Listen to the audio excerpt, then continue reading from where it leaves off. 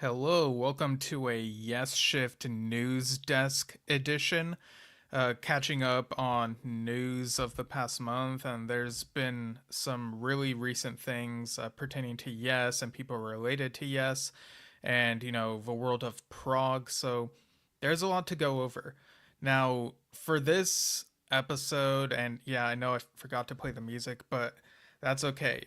For this episode, one of the big topics which will be midway through this one, is the whole dare to know situation. I'm sure a lot of you are already aware of it, and yes, have responded to the claims, and that should put the whole thing to bed. But yeah, I'll touch on that in the middle of this after I go over some other things.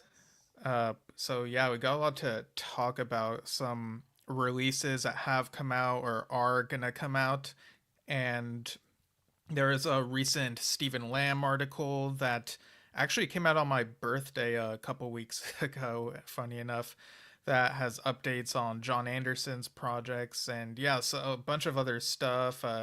John Lodge, yeah, got a lot to cover. So, gonna do my best to give things their due, and here we go.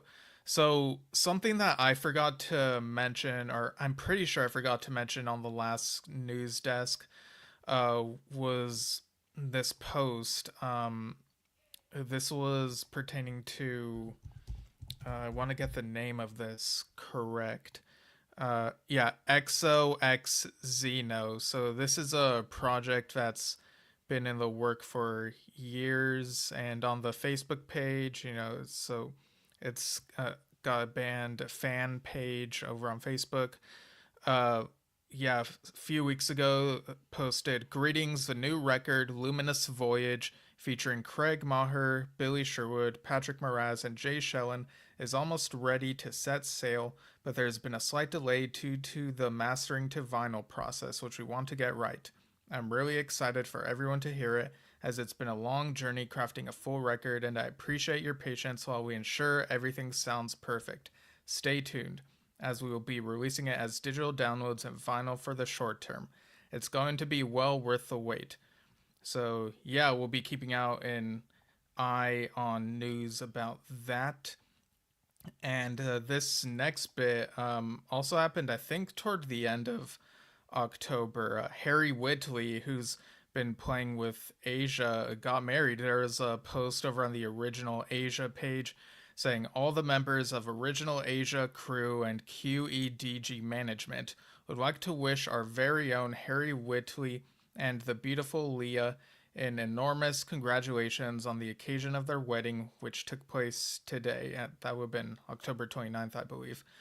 We wish them a lifetime of love and light. This is an extraordinary life. Yeah, I like the way they ended that with the tip of that to that Asia song. So, yeah, congratulations, Harry. Uh, really like huge occasion, and yeah, I'm glad you were able to celebrate that. But speaking of an extraordinary life, John Wetton, there was a John Wetton set that recently came out on November 15th, I believe, and this is titled Consentus, the John Wetton Live Collection, Volume 1. And it's the first of an ongoing series of three box sets celebrating his live output. So I'll go ahead and see if I can share the thing that shows the image of this. Let's see. Make sure I have the right tab. Okay, and here we go. So if you're watching the video, you should be seeing the image of the box set's contents. If are you able to hear me while I'm showing the image? Just making sure. Let me just look at the feed and um, yeah, okay, yeah, I'm audible. Yeah, I'm always paranoid that something's gonna go like technically whatever, but yeah, the contents of this include a booklet which has sleeve notes from Jerry Ewing of Prague, and it's been especially curated by Rick Nelson, Wetton archivist and John's close friend. And the packaging and artwork has been designed by John's longtime collaborator, Michael Inns. The entire project is released with a blessing of John's wife, Lisa, and son, Dylan, and has a full support of the Wetton estate. And there's a quote from Jeff Downs saying, "These songs and recordings will live forever and continue to bring joy to those who listen to them. John has left us all a gift, and it is a very precious one." So this box set includes Chasing the Dragon, released in 1995, Acoustica Live in America, which came out in 96, Hazy Monet, came out in 98, Live in Osaka in 1997, which came out in 2003, Adama Acoustica, Progfest 1997, and rehearsal and soundcheck performances. So, yeah, last I checked, I think on Burning Shed it was out of stock, so they might need to restock that. It might be a couple other places, but yeah, keep an eye out for that. It looks like a really great collection to have. Um, and moving on to another person who was also very instrumental and part of the King Crimson legacy and was also involved with ELP is Peter Sinfield, who passed away on the 14th. And there was a nice post from Carl Palmer, and there was also something on the DGM live page, or I think that's what's called DGM. Um, and yeah, I'm just gonna look through it. Like it showed his credits, and he's really done a lot of stuff. It's really impressive.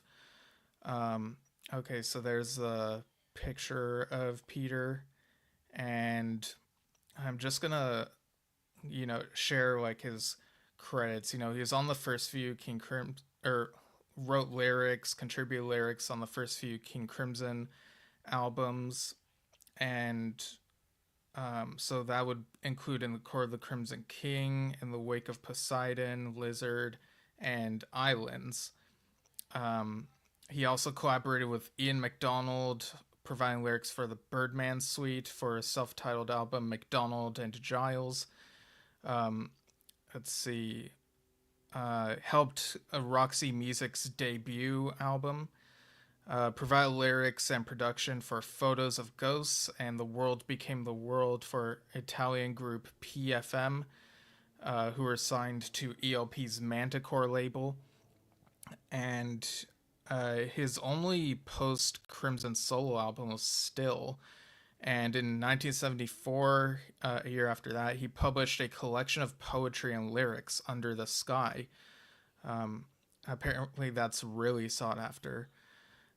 So he continued working with Greg Lake and ELP, providing lyrics for Brain Salad Surgery, Works Volumes 1 and 2, and Love Beach, and was also involved in successful hit singles later on for the likes of Cher, Bucks Fizz, Five Star, Cliff Richard, Celine Dion, and even the words for Greg Lake's I Believe in Father Christmas. So he's done a lot to, he's got a really impressive resume, like just all that he was able to do. He also contributed lyrics to solo stuff by David Cross, John Wetton, and Ian MacDonald's debut solo album Driver's Eyes. Revised lyrics for Jacko Jazik's rearranged cover of King Crimson's Pictures of a City, and Jazik's solo album The Bruised Romantic Glee Club. Recast with sitar-like guitars, tabla, and vocals from Pandit Dinesh. It was retitled Pictures of an Indian City. Also took part in 1997's Epitaph playback and the Stephen Wilson King Crimson playback at Air Studios in 2009. And in 2014, Robert Fripp, that is, invited Sinfield to provide an updated take on the lyrics of 21st Century Schizoid Man, renewing their partnership, albeit briefly and at a distance, in line with Fripp's mission to have the music and, in this instance, the lyrics reimagined for the new incarnation of King Crimson, a keen cook and gardener living on the Suffolk coast in the town of Aldeburgh, famed for its international music festival, Peter had been suffering from declining health for several years. So, yeah, and there were some posts about him. I see Bella Lugrisi chiming in saying, rest in peace, Pete, a genius artist. Yeah, for sure. Um, yeah, just really huge part of prog rock right there. All right, and speaking of King Crimson, a little update on the whole Beat thing. I previously recapped and reviewed the Beat show that I attended uh, in Los Angeles at the United Theater, and that was also live streamed to Veeps.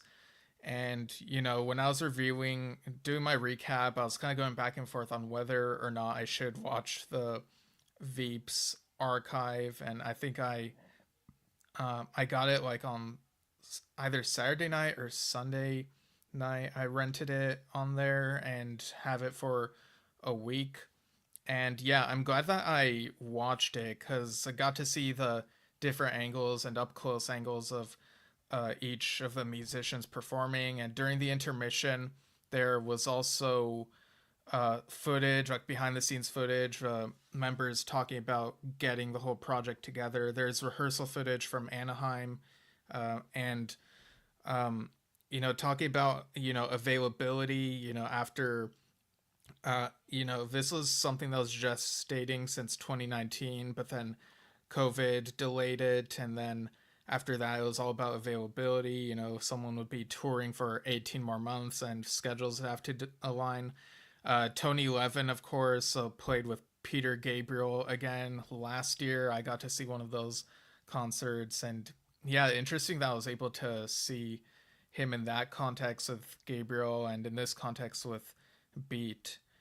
Um, so yeah, I'm really glad I went ahead and watched this professionally shot version of the concert. There were a couple moments where I think the guitar sounded a little distorted, and I don't remember it feeling like that when I watched the concert in person.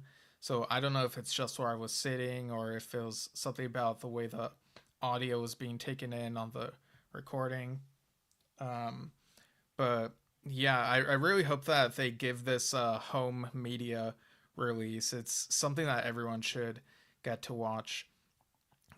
All right, and another King Crimson alumnus, Bill Bruford. Uh, he had his autobiography released years and years ago, and it's recently gotten a re-release on Burning Shed. As this news a few weeks ago, I think, so that there were signed copies available. And Dad and I have read this book, I think, a couple years ago. It's a really good, informative read. And yeah, it's something that every fan of Yes, King Crimson, Earthworks, or just Bill Bruford in general should read. And yeah, so it's described as candid, intelligent, often humorous on the product listing on Bernie Shed. And yeah, that's very apt. It says this is the Feruli edition, which has a new 1100 word prologue plus additional photos and a different layout from the Jawbone original. All copies sold through the Bill Bruford store are signed by Bill. So, yeah, very interesting indeed.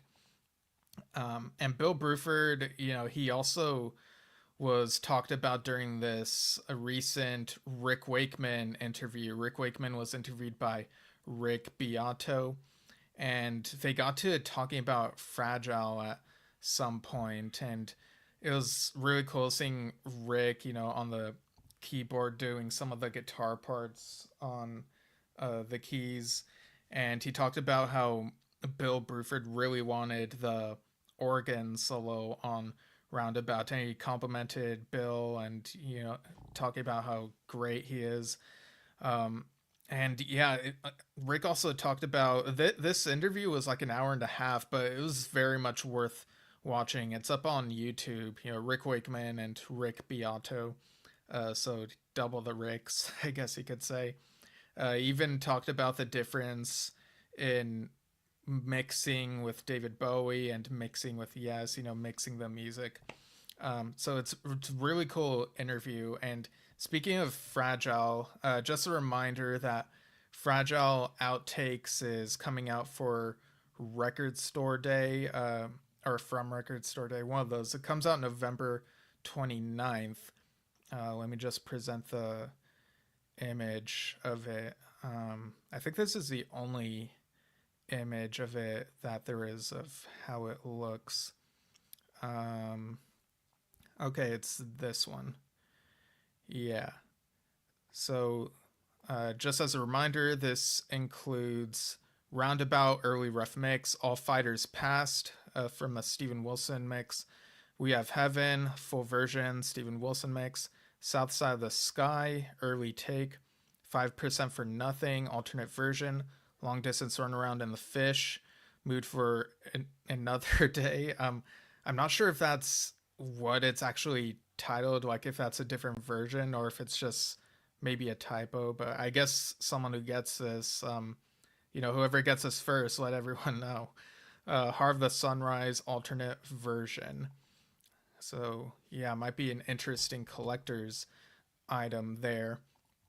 And there's also recently, I think they're known as Rael NYC or something. On YouTube, there's a fan made documentary on Fragile, and it's an interesting watch. It talks about the origins of certain pieces and trying to reconcile accounts of different things and whatnot. It's the same person who did these YouTube documentaries on drama and was it Relayer or Tales or maybe both. Like I feel like maybe Going for the One was one of them as well. But yeah, another one of these fan made YouTube documentaries, and it's really interesting how they're put together. I see Seth Fuga is tuning in from Sydney, Australia on Facebook. Yeah, thanks for tuning in. Um, but yeah, I also saw that there's a Big Generator fan made documentary or YouTuber made documentary, whichever is the correct term, I guess.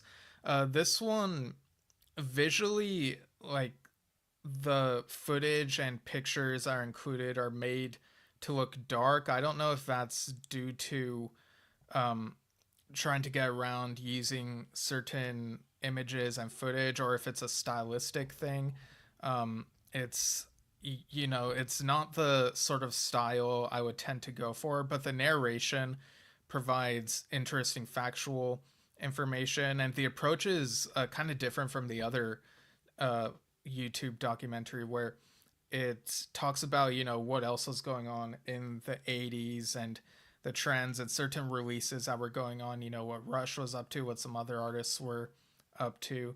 So yeah, I guess you all can be the judge of how much you enjoy these documentaries. um yeah, it's really cool how people are able to put out this content about the musicians and bands that they follow, even from eras like long ago. But getting back to Rick, I see that he also posted about a re-release of ABWH's An Evening of Yes Music Plus.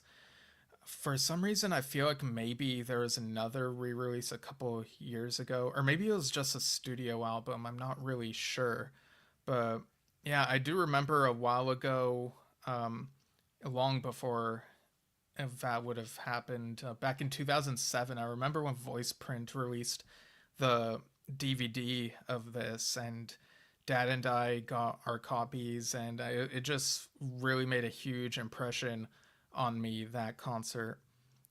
But yeah, I guess I'll go ahead and show the cover image, even though y'all already know this image, with the floating islands and stuff. But yeah, so the post said coming in January on Fragile slash Esoteric Records, An Evening of Yes Music Plus, a comprehensive and remastered presentation of the 1989 concert by Anderson, Bruford, Wakeman, and Howe, capturing the essence of Yes. This 2 CD slash 2 DVD set features iconic tracks, bonus material, and improved audio visual quality, offering fans an immersive experience with performances by 4 core Yes members. This edition combines musical legacy with high production value, appealing to both classic rock enthusiasts and devoted Yes fans. So interesting that the post emphasizes the yes of it, but I guess the title does as well.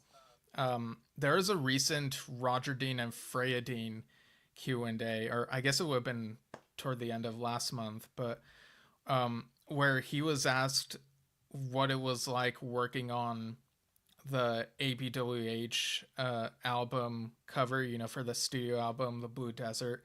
And he said it felt similar to working with Yes, because of course it was the people who were in Yes, but it was different because of the measurements of the piece. It's such a huge piece. Whenever Dad and I saw the uh, Frey and Rogers exhibit a couple years ago, we were surprised like how huge it was. So yeah. So this I do remember when this video came out on DVD in 2007. There was a limited run that included that in the Big Dream documentary. It's like a half-hour documentary of the band talking about getting together and the music, and there are a couple music videos, or a few music videos, I guess I should say. By the time Dad and I ordered, I think they'd run out of those, and we got the ones that had just a concert film, which was still great. Um, and at some point within the last decade, I feel like there was some re-release that had behind the scenes black and white footage of the band. I don't remember if that was on a re-release of the studio album or a re-release of this live film. But yeah, I'm kind of wondering if this is worth ordering again just to have the documentary in my collection. That's something I'll have to debate with myself, I guess. But cool. That's on Cherry Red Records. And let's see. Oh, Oliver Wakeman, uh, another Wakeman, continued releasing parts of his Making of Anamkara documentary series that he's been posting on his YouTube channel. And these are a few minutes each, so very easy to make time to get through each of them. There's interviews with the members of, I guess you could say, the band, people who worked on the album and, of course, performed it with him live. And there's even bits of the live footage, and they mentioned hoping to play it again. So I do really hope that they're able to play together again, this music and From a Page as well. So yeah, great thing that that's being put out, those documentary episodes. And Yes Music Podcast also put out a new interview with Oliver Wakeman. So they had another chat with him. And toward the end, I won't say what it is, but he mentions a Yes project that was being worked on, or a Yes related project. And it was very fascinating hearing what it was. So go check that out. And of course, Kevin Mulrine of Yes Music Podcast is, gonna be putting out that book of his, Tales from Topographic Ocean's listening guide. So I think it's close to being finished, but yeah, go ahead and check out Yes Music Podcast and get all the updates and whatnot. And as for Adam Wakeman, the Jazz Sabbath album, the 1968 tapes, is coming out soon, November 29th. I ordered my vinyl copy, so I'm really excited for that to arrive whenever it does. Um, and if there's also like a cassette copy listing, I should say. But also, circling back to Roger Dean, there's also, let me show this. This is a sketch of the badger from the cover of Badger. Let me make sure I can present that. Okay, so it would be this tab right here. Okay, and over on the Roger Dean official Facebook page, Yeah, you gotta make sure it's the official one because there are imposters out there. But yeah, he says, would you like this sketch? You can win it. If you place an order for one of my new 2025 calendars, you will be automatically entered into the competition. Bonus points if you like and comment on this post. Order your calendar here, and it links to the Roger Dean shop. Please note the following dates for pre Christmas posting of calendars: December 1st, world excluding UK and Europe; December 6th, Europe and USA; December 18th, UK Royal Mail. In general, we'd recommend ordering sooner rather than later. The competition will close at 23:59 GMT on December 6th, 2024. Good luck. And also, as a reminder, there's a Roger Dean live painting session at Trading Boundaries coming on November 29th. There's a lot going on the 29th. So check out the Trading Boundaries site and see if tickets are available. Okay, so this next bit. Okay, so now we get to the Dare to Know situation and, where to even begin. So, um, yeah, so this is such a silly thing to happen, but yeah, when this Rolling Stone article came out talking about the accusation from Riz Story of the band Anyone, saying that John Davison and Steve Howe may have lifted something from his song Reunion, or I guess it's a track, I should say, from his film A Winter Rose. Yes fans were on it, like doing, digging and investigating. And just yesterday and today, there were statements from John Davison and Steve Howe. So um, before I get into that, I'm going to like verbally tell you a timeline of things, okay? So 1973, Tales from Topographic Oceans is being made. There's a studio run through of The Ancient, and about 5 minutes in, you can hear the notes that go like do do do do do or something like that, on guitar. And then 20, what was it, 2012? According to the Rolling Stone article, 2012 is when Reunion was recorded, and it has kind of similar sounding piano notes. When the news came out, I was scooting through the film on Tubi and trying to figure out what bit of music sounds like Dare to Know, and I couldn't figure out. And then, but on YouTube, a scene from the film, which is what's being pointed to, had a few piano notes, and really they feel like notes that anyone could have come to independently of having heard either thing. But this is the scene that's been pointed to, and claiming that Dare to Know lifted something from that. So 2021, Yes released The Quest, which includes Dare to Know, and begins with a do do do do do do do do do do. And then afterward, like sometime afterward, someone pointed out that studio run through of The Ancient has something similar. So it's something that Steve would have, gone back and reworked. And we know that Steve Howe, he he keeps his ideas. He has the homebrew albums, the anthology albums, all these demos and stuff, and he'll dig up stuff to reuse way later, um, which I really like. So, um, the Quest was 3 years ago, and in that time, there's still been work with, Riz Story put out a new Anyone material, and even earlier this year, back in January or something like that, a song that featured John Davison on vocals. But that was like in between the release of the Quest and this recent Rolling Stone article talking about the suit that was filed. And there's like a report in there about a musicologist, making these claims about the similarities, and people online have looked into that and uh, critiqued that and whatnot. But yeah, so we get the response from John Davison yesterday. It's a long response, but I implore you all to give it a full read. It's on yesworld.com.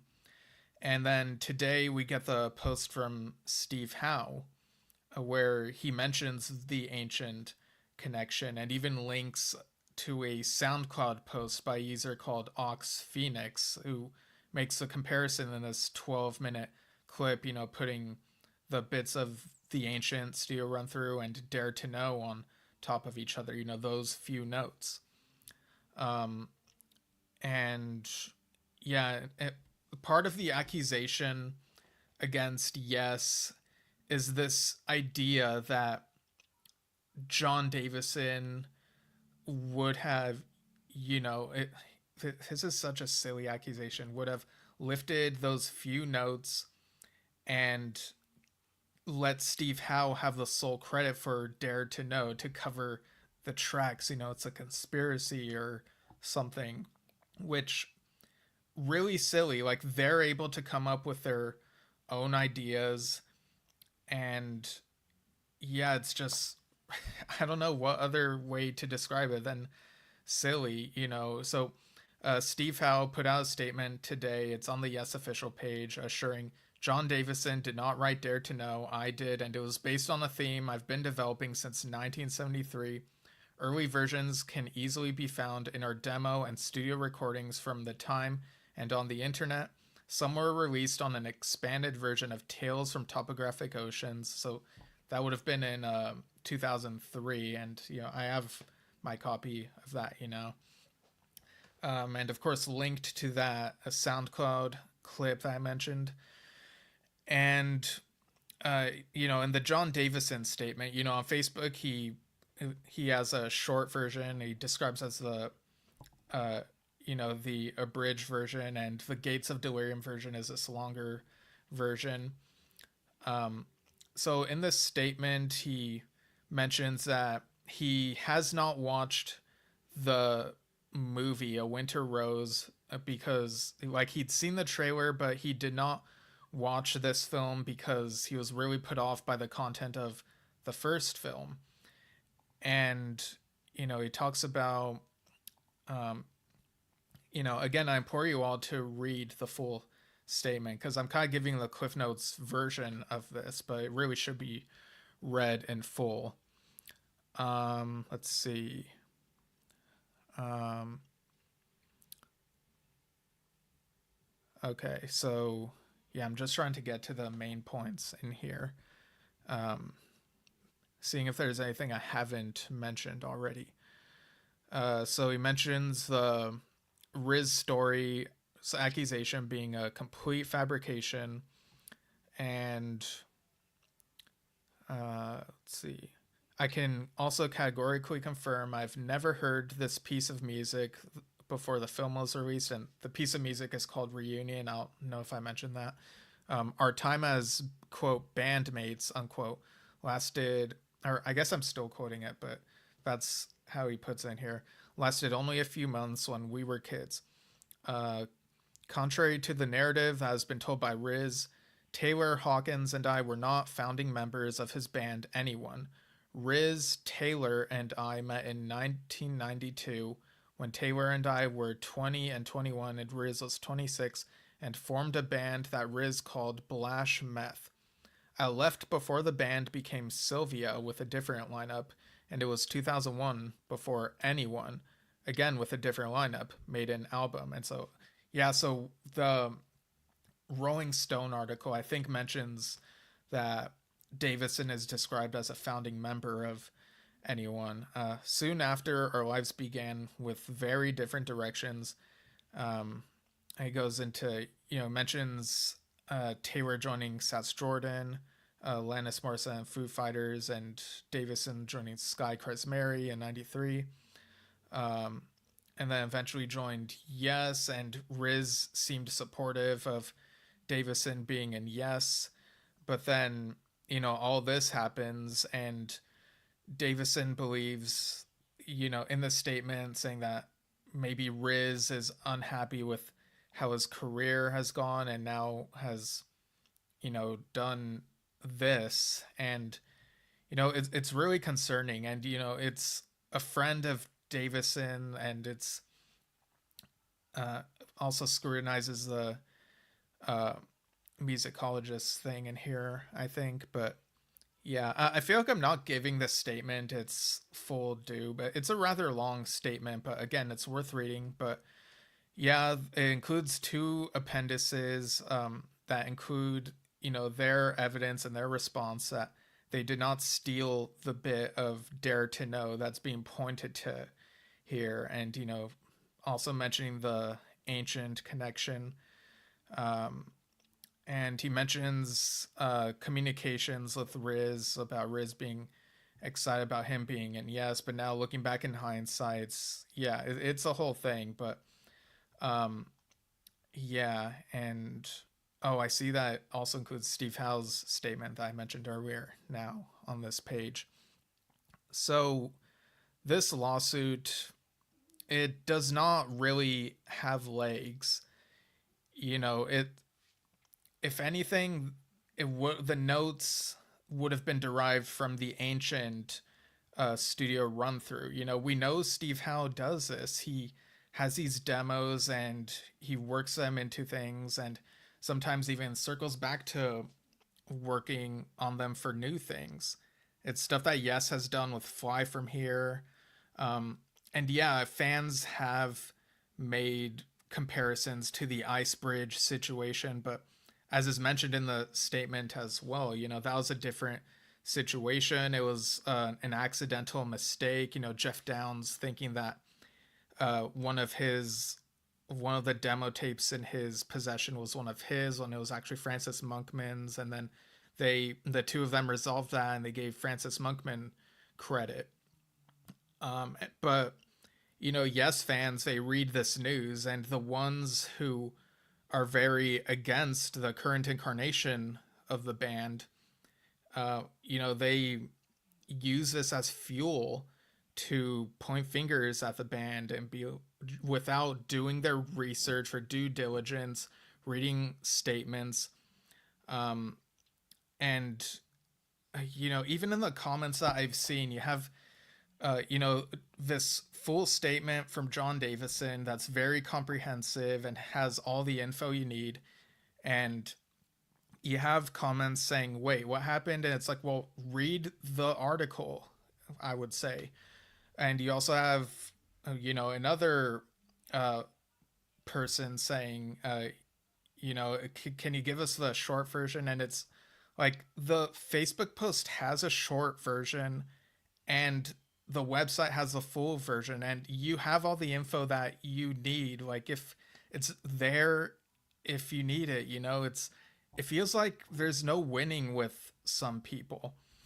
And you also have fans here and there, criticizing Yes for reusing older ideas from time to time.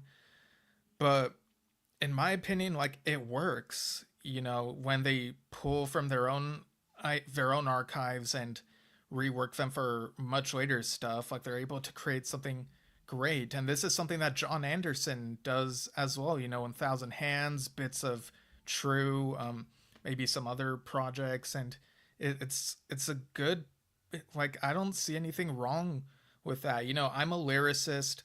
I have lyrics that I've written in, like, throughout middle school, high school, college, and the years after. Stuff going back 15 years or so, and I don't know if I'll be putting them out on anything for however long. It could be 10 years. And so if I get to that point, like, you're telling me that I can't use any of that just because it's from decades ago? Like, what? I don't know. There's a lot of silliness going on. Um, and I know that's a bit of a tangent there, but yeah, the point is, the proof is in that ancient recording. Um, like this whole suit, like I just hope that it's like set aside and that the band can move on.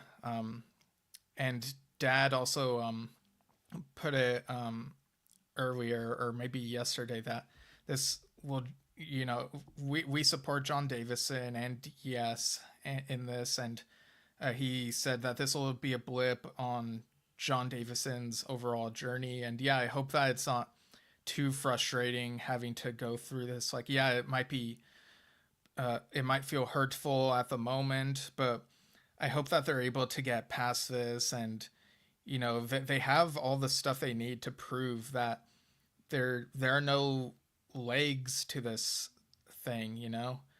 But yeah, so it's just a silly thing to happen. But anyway, yeah, I don't know like how what else to add to that. I feel like, you know, we've all that said has that needs to be said has been said. And yeah, but John Davison, we support you and we hope you're able to get through all of this. Especially like with all the evidence that, you know, if anyone with common sense would see as the truth, you know. All right. So, yeah, hopefully you know, the suit is refuted and it can't go any further, but um let's see. It's really weird segueing from that, but John Davison also recently did background vocals for his father-in-law John Lodge's new single "Love Will Conquer All," which will also be part of an EP of the same name coming out in February, I believe, on Valentine's Day. And this is yeah, the single came out on the 15th recently, and there's a music video on YouTube. It's a nice listen. John Lodge also mentions the context of this, saying the incredible new single. Oh, this is from the video description. Will Conquer All was written by John Lodge during his recent health challenges, suffering, as he put it, a Christmas present he didn't want, a stroke. While he dealt with his personal adversity and the immense challenge of the work involved to recover, he felt his creativity rising to create this heartwarming Christmas song. Love Will Conquer All is a song of love, renewal, and healing, and John wanted to share it with everyone in the sincere hope that his journey might just help inspire others. The song was written by John and features John on vocals, lead guitar, bass guitar, and acoustic guitar. John Davison, the singer of the progressive rock band Yes, and John's son-in-law, joins him on background vocals, provided the drums and rhythms, and also co-produced the track with John Lodge. Lead guitar is provided by Ray Nesbitt, John's front of house sound on tour, and also an incredible musician too. Finally, John Lodge asks his wife to join him on backing vocals, as at the heart of this song is his relationship with Kirsten and their 56-year marriage. Wow. Love will conquer all. And there's a quote here, we all have our challenges in life. Mine happened last Christmas, but like a phoenix, this song appeared and helped me work through some of those difficult days. As I look forward to Christmas this year, I know it was love that got me through, and my Christmas wish for everyone is that they are surrounded with love and great music this year.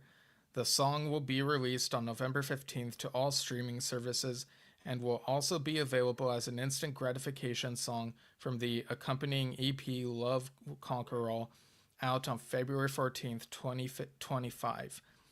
And so the music video was edited by Andrew Clark, John Lodge footage, and Emily Davison and John Davison, produced by John, Emily, and John Davison, proudly made in the UK with love, keeping the fair for Hail South Ltd, or Limited, I guess I should say. And yeah, I see that this EP is available to pre-order on shop.johnlodge.com. Let me just share that tab real quick. Nintendo 64's King says So glad the Dare to Know suit is BS. John Davison's statement was wonderful. Uh, and the studio run through The Ancient makes it clear it's a How piece from 1973. Yeah. Um, okay, so where is that tab? Um, okay, here it is. So you can get this in a few different forms. There's a signed CD, signed vinyl. Um, so yeah, it looks like looks like there's a limited edition Violet EP vinyl. Okay. Oh, I see. So the CD, if it's signed, is $20. Uh, Violet vinyl, if it's signed, is 35. And then if it's just a regular CD, it's 15, and regular vinyl is 30. Okay, so yeah, great stuff right there. Um, let's see, what's the next topic? Oh, so there were a couple Steve Howe articles and some interesting questions there about his influences and talking about Chet Atkins and stuff like that. One of these was a Music Radar article, and that one I remember one of the things he was asked is what performance is he most proud of, and he mentions Clap and getting that whole thing right. And over on Louder Sound, he was asked which album he's most proud of.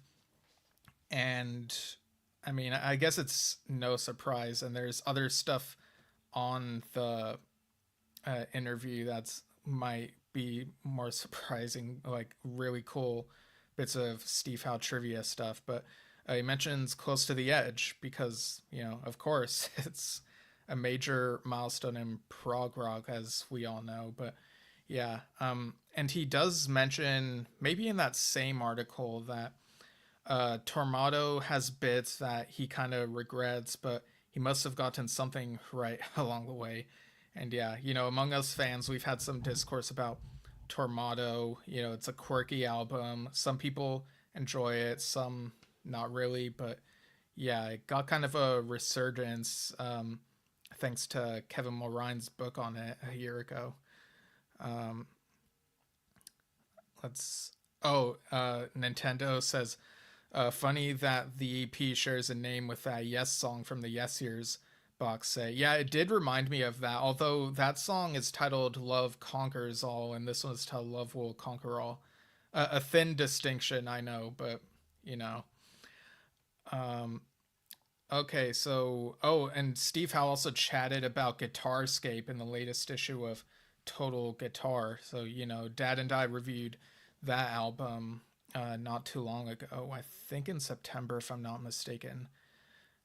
Maybe August. I don't know. Time is weird. And Hannah Wickland um, opened for Yes and Deep Purple during the recent tour, and really cool on guitar from the bits that I've seen.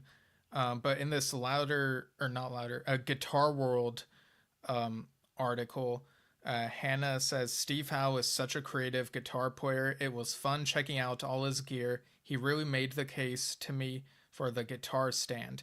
The one where your guitar is actually standing.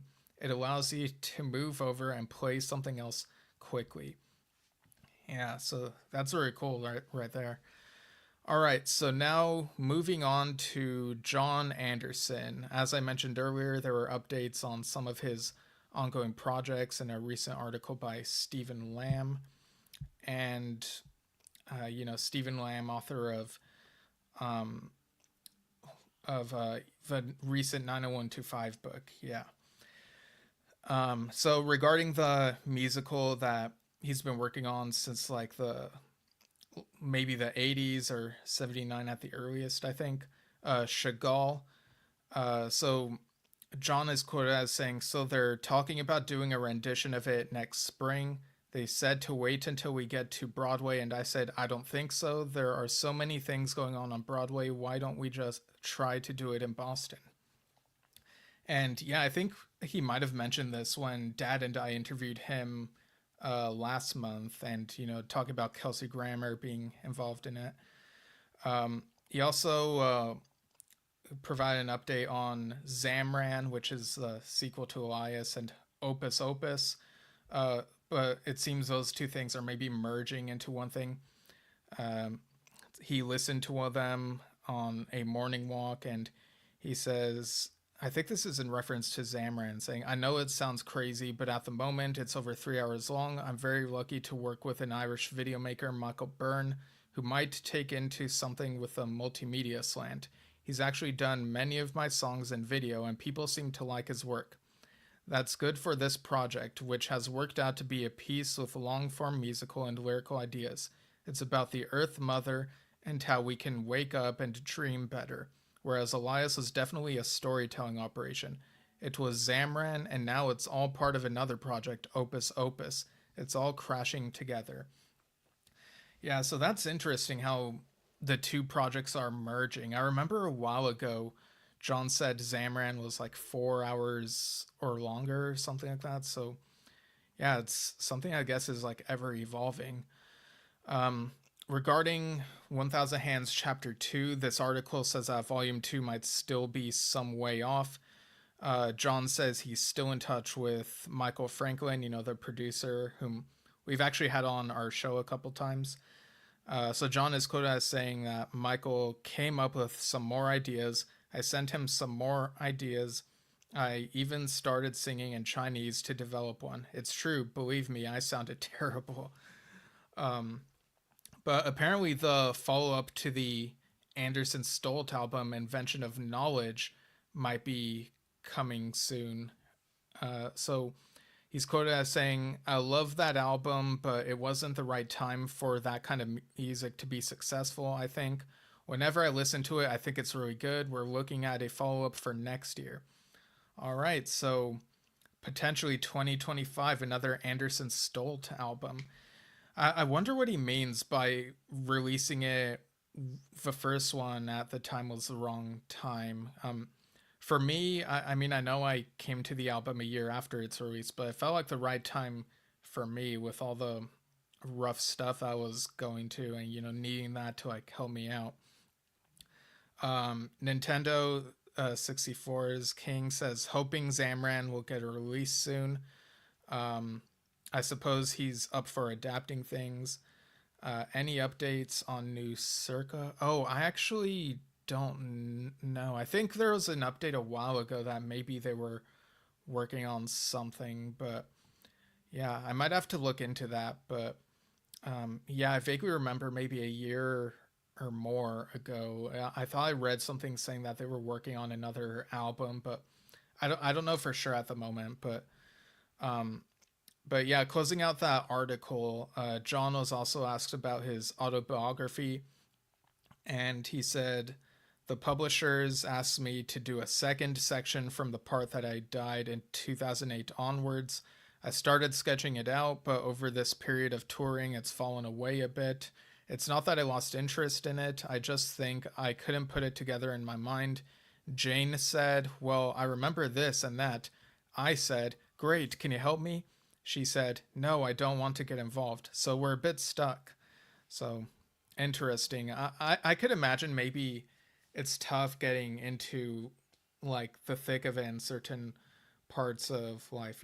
I don't think I could write my own autobiography because I'm not sure I'd be able to make it, um, my own, like, have all the info that really summarizes uh, what makes me, and also stuff. I can't include everything, so it's like I feel like writing an autobiography would be a really tough task compared to writing novels, which is what I do. But yeah, I'm interested to see if like that ever comes to fruition. There was also a post on I think this was on the John Anderson Facebook page, saying that some of the John and the Band Geeks True shirts are going fast. So go ahead and check that out, see if there are any left. Dad and I have worn our shirts on the show a few times. I really like them. There is also a video from who is this Instagram user? I think it's Sketch Poetic. Um, Let me just double check. Yeah, okay, it's Sketch Poetic, and did a commission for Deborah Anderson as a gift for her father, John. Um, and so, put this artwork on a guitar and sent it to John. And there's this video clip of him like opening it and receiving it, and he seems really impressed with it. So go ahead and check that out over at Sketch Poetic over on Instagram. And just a week ago, I actually attended another one of John's Patreon Zoom meetings for people who are subscribed to his Patreon. It was the first one he'd done in a few months because he was touring with the Band Geeks, and then he needed some rest after that. But yeah, let me just grab my phone. I gotta refresh myself on how that convo was. It was a really fun convo. Talking with people who are um, fans of John and seeing how into the convo they are. Um, yeah, so let's see. Oh, Tracy uh, asked if John feels the energy of the crowd, like at the Phoenix show that we went to. And, John basically said, yeah, he does. And uh, he does feel it.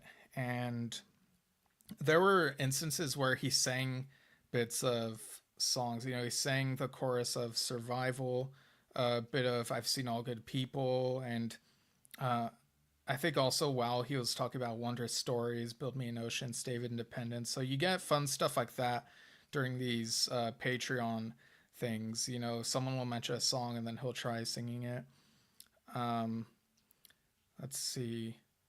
Oh, someone apparently named a star after John and Jane, and also after um, John's daughter Jade a while ago. So I thought that was interesting. Um, let's see. Oh, and John also has like a space background on his Zoom now, as I'm sure some of you saw in one of those interviews that went up on YouTube. So at some point he was like, someone mentioned Relayer, and then he sang that bit of the remembering where he's like Relayer, and then said, "I'm floating through space." um, so yeah, I think I'll just leave it at that. There's some other cool stuff. Oh, he sang a bit of Candle Song. Apparently, he sang that to someone after an Amsterdam show as well. But yeah, I'll just leave it at that. And um, if you attend these Patreon Zoom calls, sometimes he'll sprinkle in some like neat bits of info where it's like stuff you might not have known before, or he'll talk about like what he hopes to do for like future plans, what he's doing. So yeah, they're really great conversations there. Um, oh, and I don't know if I talked about this last time, but over on his YouTube channel, there's like a Christmas EP, and this includes tracks that are all already out in some form, but includes "I Believe It," "Is It Love," "Just What I Needed," "Love This Ever Life," "Love Is Everything," "Now," and "Of Verum." While just reading that track list, it's like they all flow pretty well together. Um, but yeah, it's neat seeing him put that together in that track list. Now actually has both now tracks from A Thousand Hands, so Now and Again. But speaking of John Anderson and celebrations and stuff, Total Mass Retain we're doing their John Anderson birthday tribute shows, and this is the set list that they did for at least one of the shows. So included Firebird Suite, And You and I, the intro to Revealing Signs of God. So that would be the chanting. Wondrous Stories, Long Distance Runaround, Show Me, Close to the Edge, Holy Lamb, The Meeting, Under Heaven's Oh, so this next bit is like a guitar solo that Joe Cass, the drummer Joe Cass, got this guitar to do, sort of an emulation of what John would do for his acoustic solo shows. So he did a medley that included Under Heaven's Door, Circus of Heaven, and To the Runner. And then they played Final Eyes, Lift Me Up, Awaken, Make It Easy, Slash Owner of Lonely Heart, and Starship Trooper. And you can find clips of a couple of these shows over on YouTube, over on Mike Yes Fan YouTube channel. Mike being Joe's dad, so you can get an idea of how some of these went, and it's really cool that they were able to do this. Yeah, I, I'm I'm I'm really curious how the Holy Lamb sounded this time around, because I did see there were clips of TMR performing Holy Lamb 5 years ago. So I'm wondering if it was like the same caliber. It's really cool. Dad and I have joked on the show together about Holy Lamb. I love it, and he thinks it's kind of lackluster ending to Big Generator. But anyway, so great job doing the celebration. The acoustic medley was really well done. Really great at channeling John in that sort of mode.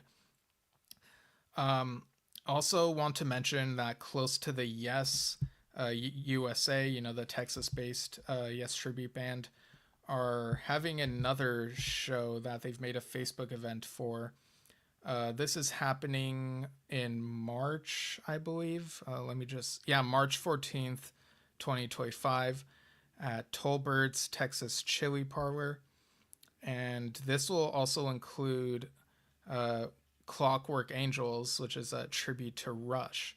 So very cool, staying active right there. Let me just look through the other news items. We're almost done here, folks. I should have gotten a water. I'm feeling my throat getting dry. But yeah, I'll power through. I'll power through.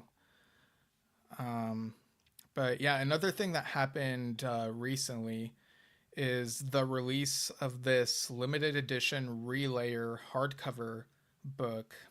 And I actually have my copy over here. Let me just go grab it real quick. Yeah, just one sec, everyone. Making sure I don't bump into anything. Gotta move that. All right, one sec.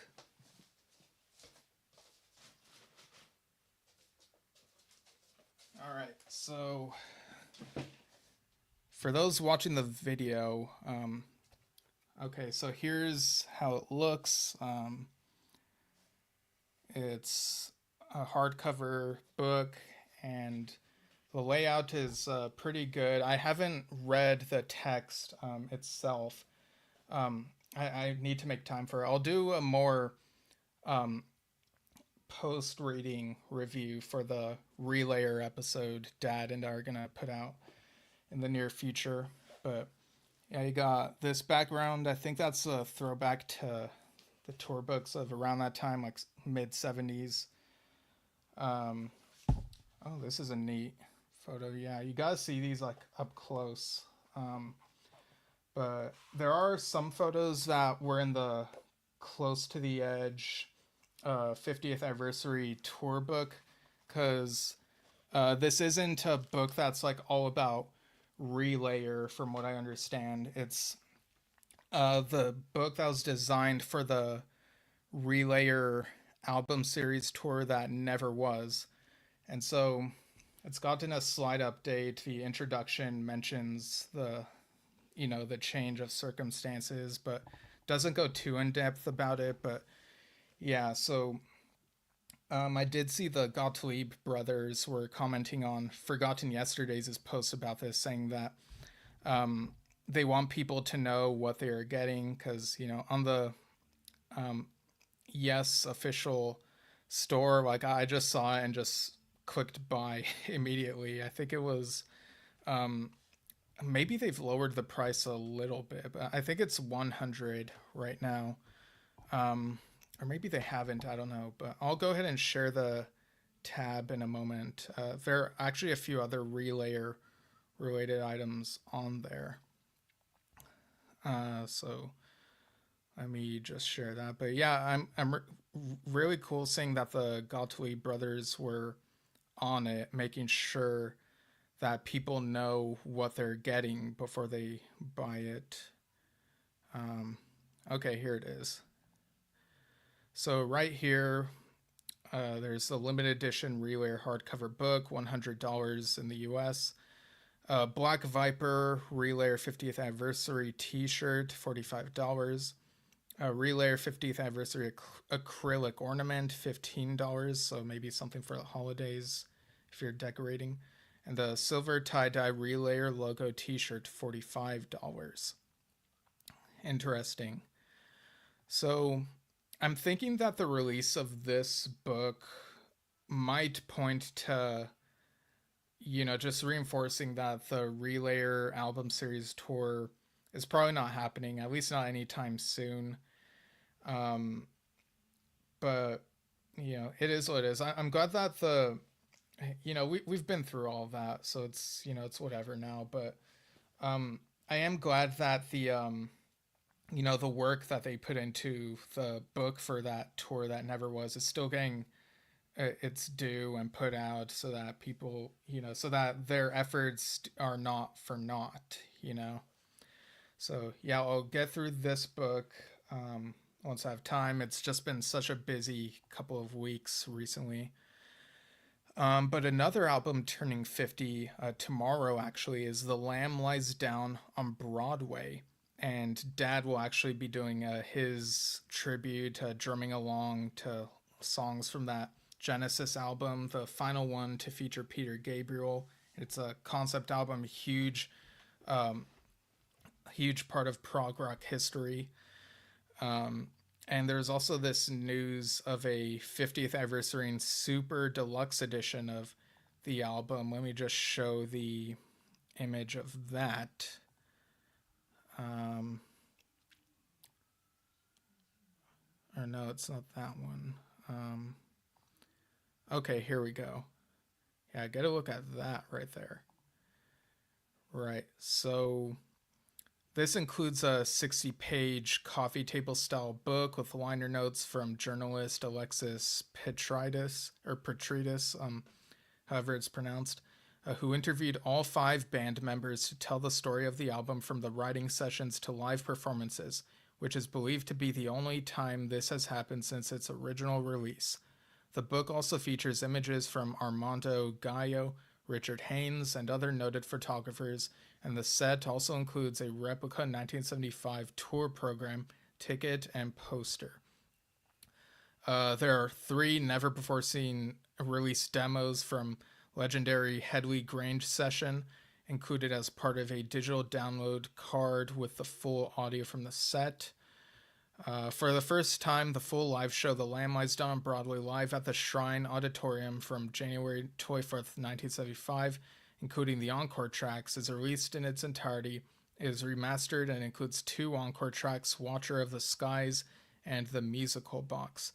This is the first time the full live show, including the encore tracks, has been released in its entirety. I'm reading this from Ladder, by the way. Kind of reading it in reverse, like scrolling up. It includes the original album mix remastered at Abbey Road Studios by Miles Shoal from the 74 analog tapes, while a Blu-ray audio disc includes the remastered 96K Hertz 24-bit high-resolution audio and Dolby Atmos mixes of the studio album. So, there's a quote from Steve Hackett. The Lamb Lies Down on Broadway was something new for audiences, which confused and thrilled them equally. I feel this album is a Genesis classic. Nice. Yeah, so I think this will be a cool thing for Genesis fans or prog fans in general to have in their collection. Yeah, I'm just scrolling through the tracks. So there's Lamb Remastered 2024 from the original 74 tapes. Live from the Shrine Auditorium, LA. Um, and yeah, the demos. Yeah, okay. Nice. All right, so one last item before we go. Um, and this is also prog related, so I figure why not. Jethro Tull are putting out like a new edition of their Christmas album. Let me just get the image. And of course, Jethro Tull toured with Yes during the Yes album era. Okay, so yeah, get a look at that, those discs and that book. So just reading the news here. Uh, let's see. Jethro Tull's relationship with the Christmas season goes all the way back to legendary band's early days. Now it's to be renewed for modern day admirers and longtime fans alike with the release of an expanded and remixed edition of 2003's The Jethro Tull Christmas album via Inside Out Music on the 6th of December 2024. With the release just around the corner, the 2024 remix of the track Jack Frost and Hooded Crew has been launched on digital services. Newly mixed by Bruce Sword, the Pineapple Thief. You can listen to it on YouTube and watch a trailer for the reissue. Under the title The Jethro Tull Christmas Album Fresh Snow at Christmas, the band's 21st studio album has been remixed from the original masters by Bruce Sword, as well as being given the surround sound treatment in both Dolby Atmos and 5.1. The limited deluxe 4 CD plus Blu-ray book set collection features all new artwork as well as live material and includes the following across its 5 discs, 5 CDs. 4 CDs and 1 Blu-ray disc. So CD1 original album mixes, CD2 2024 remixes, CD3 Christmas Live at St. Bride's 2008, newly remixed by Bruce. CD4 the Ian Anderson Band Live at St. Bride's 2006, previously unreleased. And the Blu-ray is a Dolby Atmos 5.1 surround sound and high-resolution stereo mixes of the album, as well as high-resolution stereo mixes of both live recordings.